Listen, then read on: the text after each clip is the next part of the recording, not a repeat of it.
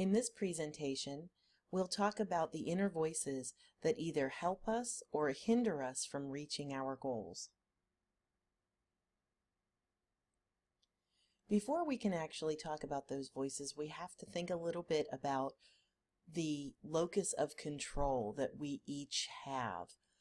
Basically, what the locus of control is all about is your perception of how things happen in the world around you. And so if you have an internal locus of control, you feel like you control your own destiny. You determine your future. You actually make things happen based on your efforts. Whereas if you have an external locus of control, you feel like the world is happening to you, that you really don't have a say in the matter or an impact or any influence, and things happen to you. It's not that you make things happen. So if you really have a sense of your own destiny, that's internal locus of control. But if you assign responsibility of your circumstances, your situation, and anything else to factors beyond your control, that's an external locus of control. So as we talk about creator behavior and victim behavior, creators have a very internal locus of control, where victims tend to have more of an external locus of control. So let's get into this idea of self-talk. Unfortunately or fortunately, depending on what kind of attitude those voices have, your worst enemy or your best friend is the voice that lives between your ears. So you need to really be conscious of what those voices are saying to you, how you react to them, and the kinds of things that it's saying, like negative self-talk or excuses. Or is it promoting you? Is it your own personal cheerleader that's living there? Depending on the perspective, it really can affect your self-esteem, your attitude, and your perception of the world around you. Unfortunately, that battle is ever present, so you constantly need to fight all of the negative self-talk that might occur, or the things that you start believing because of what other people might be saying around you. I also think it's very important for you to realize that these goals that you're working toward, that you're striving towards, are always going to be made up of smaller steps, and those voices might be talking to you at each step of your journey. So you can't wait until the end to say, oh look, I got an A in the class. You need to be proud of every step that you've taken to reach that goal.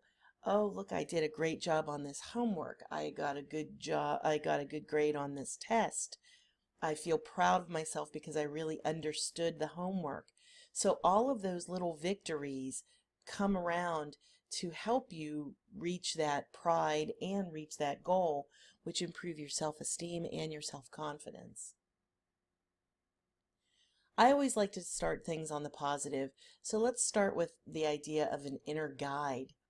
The inner guide is really a voice that is going to be of assistance to you. It's very positive. If you notice in the graphic there, where is that inner guide looking? It's looking to the outside and saying, what are my possibilities? Where's my future? Look at the smile on the face of the person there. And somebody who really is driven by their inner guide is always looking for those alternatives, those options, those possibilities. And they're always trying to problem solve and think critically by looking at a situation and saying, how can I do things differently? How can I improve? They seek to make the best of a situation. The saying of when life hands you lemons, make lemonade, that kind of situation. It's not that they're Pollyanna in their perspective of being positive.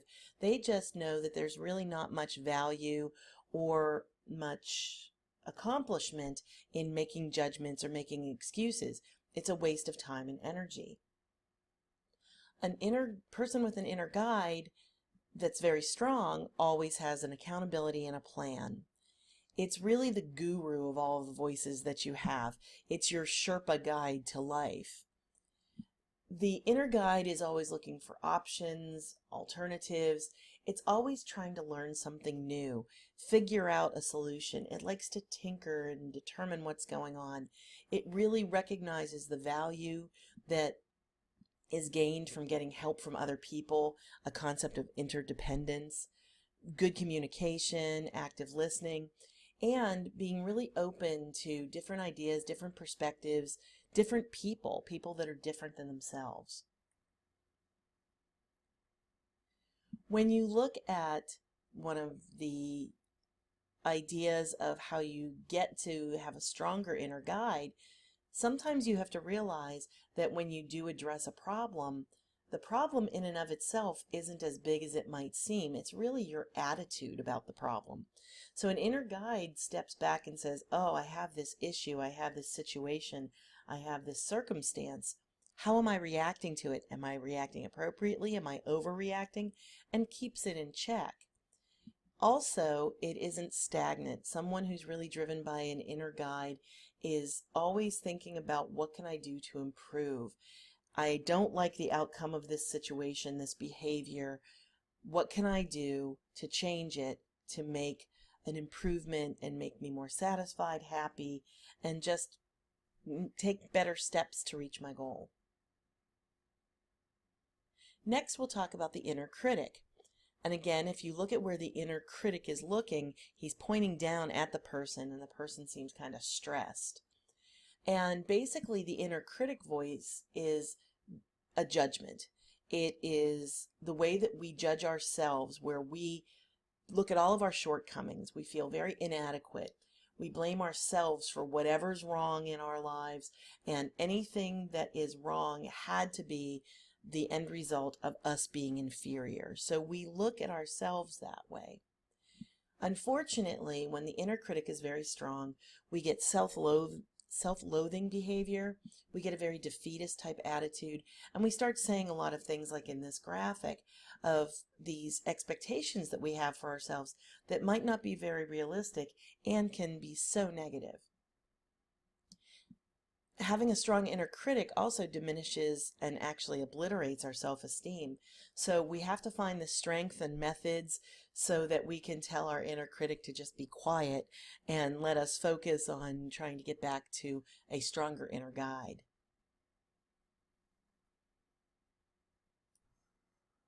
This short video talks a little bit about our inner voices. A question that I know a lot of us are thinking about is, how do I know when it's my inner critic talking? And how do I know if I'm just being realistic? After all, sometimes I'm not qualified for something. Sometimes I'm not ready. Sometimes I really did something that didn't turn out so great. So how do I know when I'm making a realistic assessment of something or when my inner critic is really misleading me? So here's the answer. You want to listen to the tone of the thinking in your head, and that's going to tell you the difference. So I'll give you an example from my client, Claire. And Claire had worked in corporate retail for a long time, different management functions, and all the while she really wanted to start her own retail business. But whenever she would think about it, she'd hear this in her head. I don't know if I really have enough experience yet. I haven't really done very much in finance, and also that's taking a huge risk to my family, and do I really want to put my kids through that? Is that responsible? That's what her thinking would sound like. So were those valid concerns? Was that just being realistic, or was that Claire's critic? So we can tell it's her critic because of the anxious, nervous, fast-paced, chattery tone of the thoughts. And also, did you notice how there was nothing in those thoughts that was actually trying to help her find a solution or an answer to those questions? So if her realistic thinking was operating there, it might sound like this. Wow, I really want to start that retail business. It's been a dream for so long, and gosh, I would love to do that. And I wonder if I have all the experience I need yet. How can I find that out? Maybe I could go talk to Susie and Jan, who started retail businesses. And I really don't want to put my family at financial risk when I'm doing this. So I'm going to need to find a way to do this that doesn't involve a level of risk that I'm not comfortable with. I wonder what that might be. Can you hear how in the second example, her thinking is very generative, it's optimistic and kind of emotionally uncharged and neutral, and she's actually looking for solutions and answers to her questions. That's what your best realistic thinking sounds like. It's on your own side. It's solution oriented, whereas your inner critic is going to be all about black and white thinking and very declaration oriented. And it's not going to be looking for or moving towards any resolution for the concerns that it's voicing. So here is your homework for this week. Start to pull these two different voices apart. Notice when you've got that generative, friendly to yourself, realistic thinking happening, and notice when you're just hearing the train running of your inner critic. Let me know how it goes. Next, we have our inner defender. And again, if you look at the graphic, where is the inner defender looking? It's pointing at other people. You see a lot of anger and aggression. And basically, the inner defender judges situations, blames other people, complains about situations, makes a lot of accusations and excuses, criticizes and condemns others. So it really isn't a very accountable or responsible voice. We have to be very careful about all of the excuses that the inner defender makes because they really don't have any value. They carry very little weight. Results are really what we're looking for. And every time that you make an excuse, you're making a choice. So you have to look at why are you making that excuse? What could you accomplish instead of making an excuse? If you really are interested in accomplishing something, then you'll find a way to get it done. If not, then it's very easy and very convenient to find excuses, which is why a lot of people fall into listening to that inner defender voice. You really want to think about what your end result is. What consequence do you want? What goal do you want? What outcome do you want? And focus your energy on trying to accomplish that versus taking the time to try to create and develop an excuse for a situation. Sometimes that creativity is so wasted and it really could be generating a lot of very positive things towards your goals. I want you to look at these statements here. You might recognize some of them. They might sound familiar to you. But what I'd like to point out is how you can change your language and your perspective by taking each one of those excuses and translating them into something meaningful that are much more of your inner guide and much less of your inner critic and your inner defender. So the next time you say, I didn't have the time, say I made the time and actually make the time. The next time you say you didn't have the knowledge, do at least what you can. Make the effort and do your best. When you say you don't have the support, learn that you can support yourself. And even though you might stumble and fall, the more practice that you have, the better you'll get at it.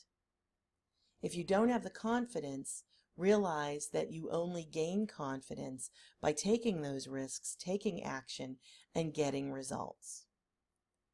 When you say, I have a lot going against me, always remember to focus on what you do have going for you and what you have available to you rather than what you don't have available.